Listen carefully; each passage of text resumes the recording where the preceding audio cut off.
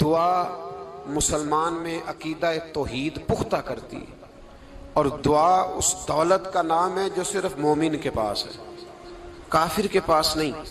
نبی پاک علیہ السلام نے فرمایا الدعاء صلاح المومن، دعا مومن کا ہتھیار ہے، کافر کے پاس یہ ہتھیار نہیں ہے۔ مومن جب اپنے مالک کے حضور دعا مانگتا ہے نا، دنیا میں آپ کسی سے زیادہ مانگے تو وہ ناراض ہو جاتا ہے، وہ کہتا ہے بھائی تو نے تو کام بنا لیا ہے، کل بھی دیا تھا، پرسوں بھی دیا تھا، روز روز تجھے کون دے؟ میرے نبی پاک علیہ السلام نے فرمایا جو اپنے رب سے زیادہ مانگتا ہے رب اس سے زیادہ راضی ہوتا ہے، زیادہ راضی ہوتا ہے۔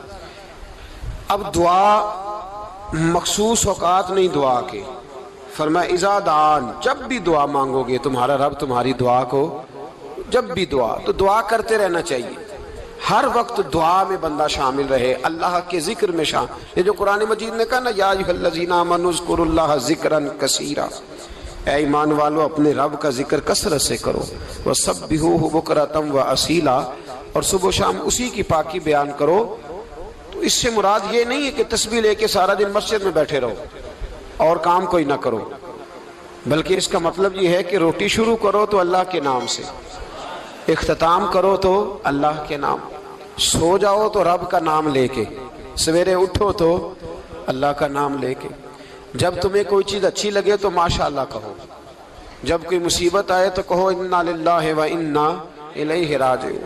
تو سارا دن اللہ کا ذکر جاری رہے گا۔ نبی پاک صلی اللہ علیہ وسلم نے مسلمان کو ایک دوسرے سے ملنے کا طریقہ بتایا۔ مصیبت آئے تو کیا کہنا ہے؟ صرف فوت پہ نہیں کہنا، اس کی وضاحت کر دو۔ کوئی بھی الذین اذا اصابتہم مصیبہ، جب بھی کوئی مصیبت آئے، اللہ کے بندے کہتے ہیں ہم اللہ کی طرف سے آئے ہیں اور اللہ کی طرف ہی ہم نے لوٹ جانا۔ تو میرے عزیز ہر وقت اللہ کا ذکر جاری رہے گا، ہر وقت زبان پہ رب کریم کا۔ دیکھیں نا نبی پاک علیہ السلام نے ہمیں ملاقات کا طریقہ بتایا۔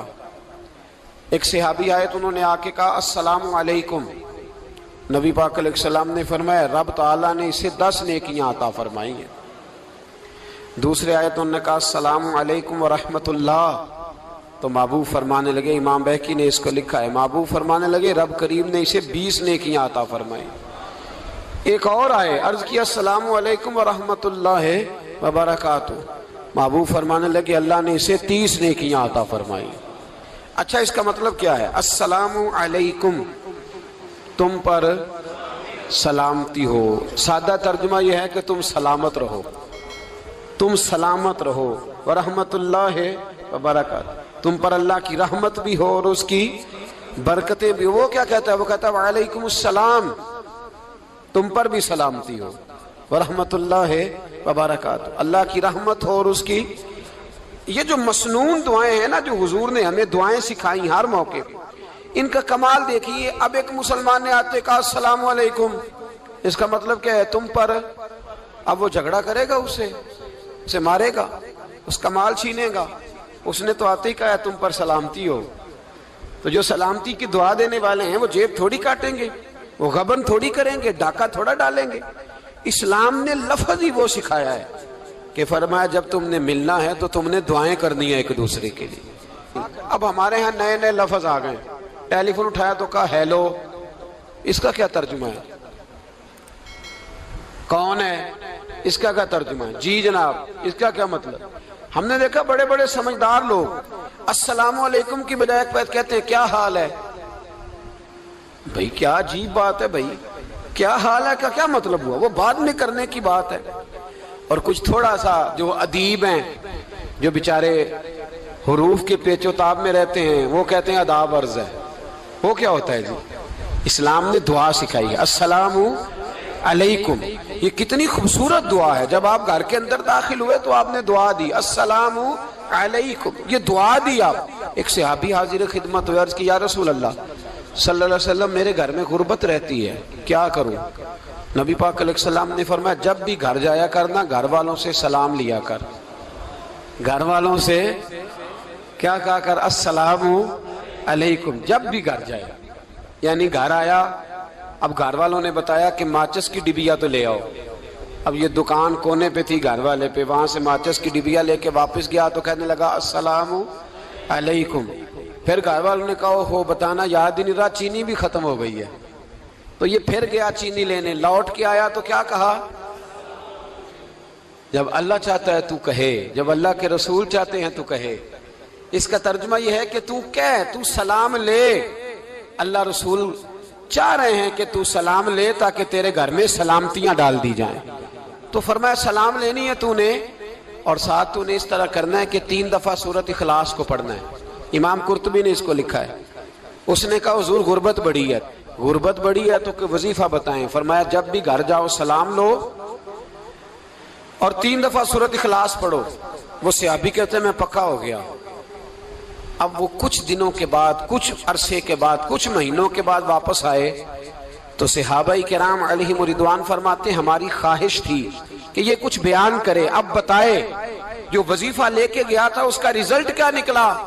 کہتے اس نے بڑی حیرت انگیز بات کی, حیرت انگیز عجیب انداز میں. کچھ لوگوں کا دل ہوتا ہے نا کہ مجھے ملے میرے پڑوسی کو نہ ملے, اور کچھ کا دل ہوتا ہے یار مجھے بھی ملا ہے اور الحمدللہ میرے پڑوسی کو ملا ہے. تو صحابی جب حاضر ہوئے تو صحابہ کہتے ہیں ہمیں تجسس تھا کہ یہ کچھ بتائیں. تو حضور نے فرمایا کیا حال ہے تیرا؟ کہا یا رسول اللہ کمال ہی ہو گئی ہے حضور, میں جب بھی گھر جاتا ہوں سلام لیتا ہوں اور 3 دفعہ سورۃ اخلاص پڑھتا ہوں, میں تو امیر ہو ہی گیا ہوں, میرے تو ہمسائے بھی امیر ہو گئے. کتنا پیارا ہے یہ جملہ, کتنا حسن ہے. اتنا اچھا لفظ کسی اور کے پاس ہے ہی نہیں جو الفاظ ہمیں ہمارے رسول نے عطا فرمایا. اس کو اپنائیے, اس کو اپنائیے. یہ الگ بات ہے کہ لوگ مطلب کے لیے سلوٹ کر لیتے ہیں بڑا سارا, لیکن مطلب کے لیے نہیں. جس کو جانے اس سے بھی سلام لیں, جس مسلمان کو نہیں جانتے اس سے بھی. تو نبی پاک نے ہمیں مسنون دعائیں سکھائیں. رات کو جب سونے لگیں اللہ کے رسول صلی اللہ علیہ وسلم نے ہمیں دعا سکھائی. حضور نے فرمایا جب سونے لگو تو مسلم شریف میں فرمایا تم نے یہ دعا پڑھنی, اللہم باسمک اموت و احیا. تم نے کہنا اے اللہ میں تیرے نام پر مرتا ہوں اور تیرے نام پر جیتا ہوں. نبی پاک صلی اللہ علیہ وسلم نے ایک حدیث میں فرمایا کہ یہ جو نیند ہے نا یہ موت کی چھوٹی بہن ہے, یہ موت کا ایک حصہ ہے. جس طرح انسان سو جائے تو کوئی خبر نہیں ہوتی کیا ہو رہا ہے, بالکل وہ اٹھا ہے تو اس نے کہا ہو یہ کیا ہوا. سو جاتا ہے نا آدمی, اسے خبر نہیں ہوتی. اوہو میں نے تو 11 بجے اٹھنا تھا, یہ تو 3 بج گئے. اب اسے خبر نہ رہی. سوتے ہوئے لوگ چوری کر لیتے ہیں, بلکہ اس طرح بھی ہوتا ہے کہ آدمی نے گکھڑ اترنا تھا, وہ پنڈی سے آ رہا تھا لیکن وہ سویا ہوا تھا. آنکھ تب کھلی جب کاموں کی آ گیا تھا. اب اس کا اس پر زور, تو فرمایا کیا پتا اب تو کھل گئی کاموں کی, جا کے لاہور جا کے کسی جگہ پہنچ کے, تو یہ بھی ممکن ہے کہ کھلے ہی نہ, نیند ہی موت کا سبب بن جائے. تو کہہ کے سو کہ یا اللہ تیرے نام پہ سو رہا ہوں. اللہ کس نام پہ سو رہا ہوں؟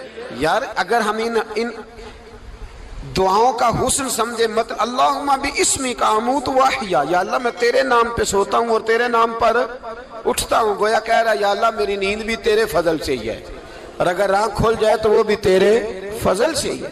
کتنا اعلیٰ نبی پاک علیہ السلام نے انداز سکھایا.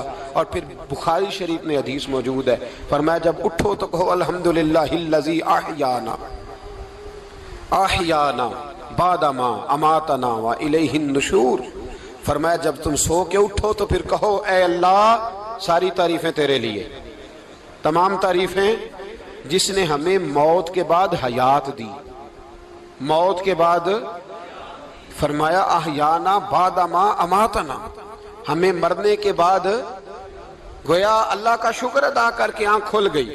دیکھیں کس طرح اسلام مسلمان کو اللہ کے ساتھ جوڑتا ہے. فرمایا شکر کر, آنکھ کھل گئی.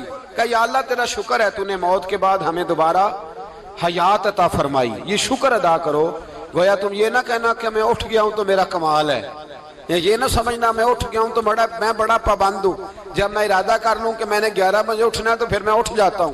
یہ نہ کہنا کہ یہ الارم بڑا اچھا ہے, یہ مجھے اٹھا لیتا ہے. ذہن کے اندر خیال کر کہ نیند تو موت کی طرح تھی, یہ جو میں اٹھ گیا ہوں تو اپنے رب کے فضل سے اٹھا ہوں. جو میں اٹھ گیا ہوں, جو ابھی اٹھے ہیں وہ تو بول دینا کم از کم کہ میں اپنے رب کے فضل سے اٹھ گیا.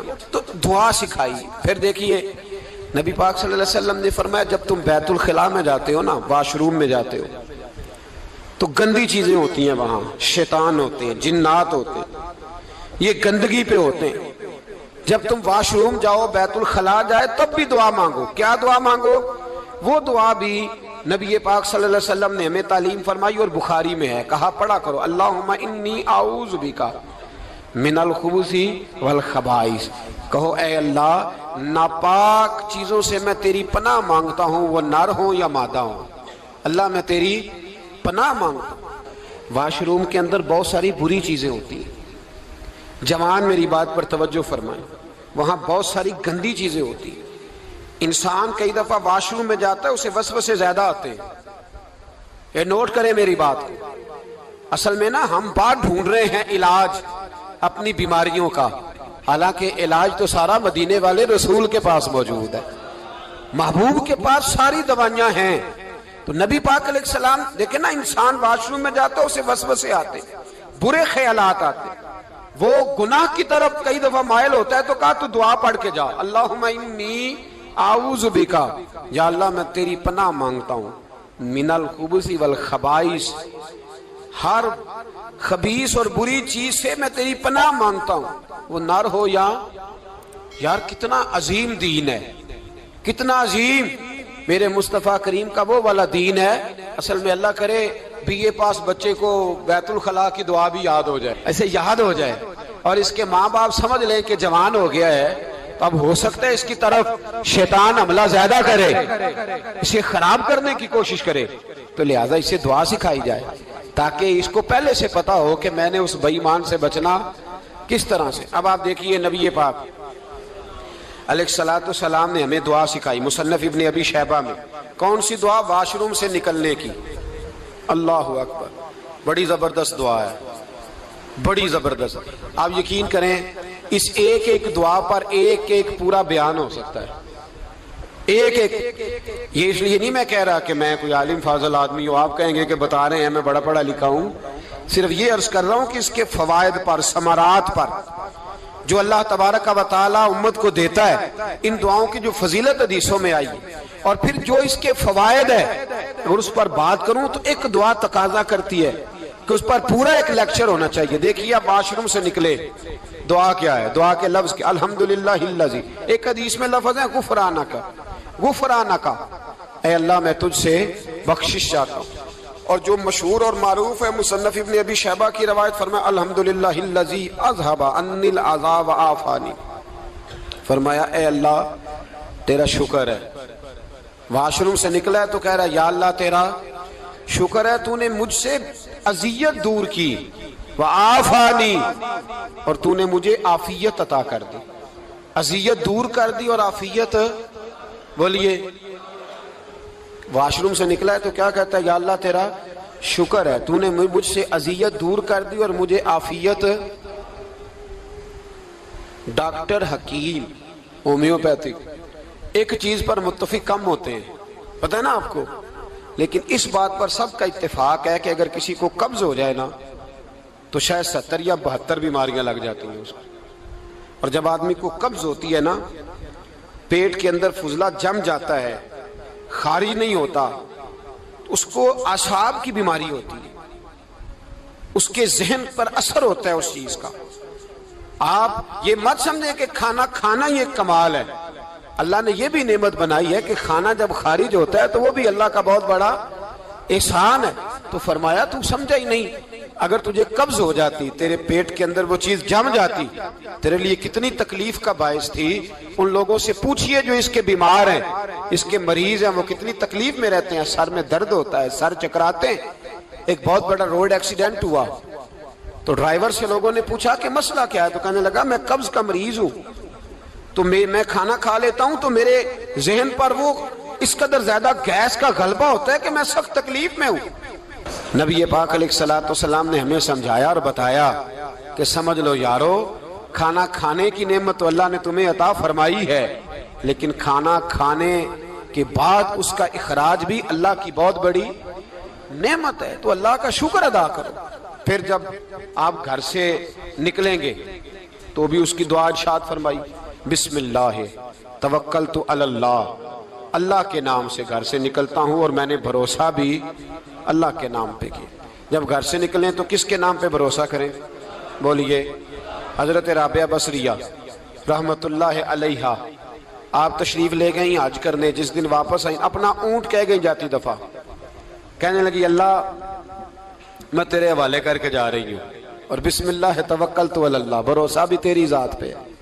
جس دن واپس آئی نا، اسی دن کسی نے بتایا کہ اماں آج ہی تیرا اونٹ مر گیا ہے، تو اونٹ کے سرانے کھڑی ہو کے کہنے لگی مولا میں تو تیرے نام پہ، تیرے پہ بھروسہ کر کے گئی تھی، تیرے حوالے، میں تو تیرے گھر گئی تھی۔